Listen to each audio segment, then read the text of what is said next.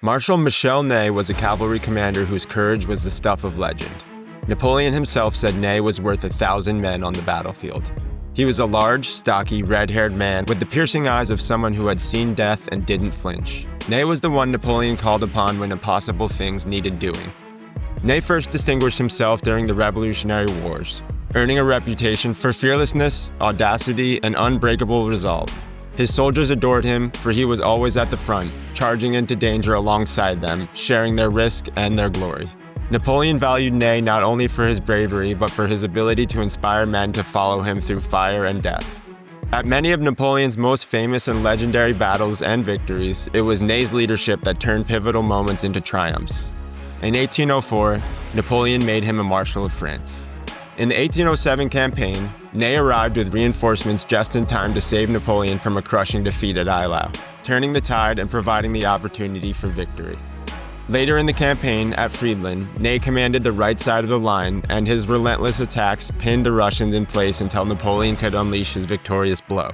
At Borodino, amid the inferno of cannon fire, Ney rallied broken units again and again, his coat torn, his face blackened with gunpowder, his voice hoarse from shouting orders.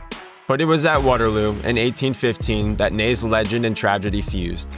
Commanding repeated mass cavalry assaults against Wellington's infantry squares, Ney led by example, charging from the front. Not one, not two, but 5 of his horses were shot out from under him that day, but he remounted and rode out again and again. At one point, he fought on foot, saber in hand, covered in mud and blood, still urging his men forward. But the British infantry squares held, and Ney's gallantry could not turn the tide of the battle. Ney's brilliance lay in his audacity. Sometimes reckless, always bold.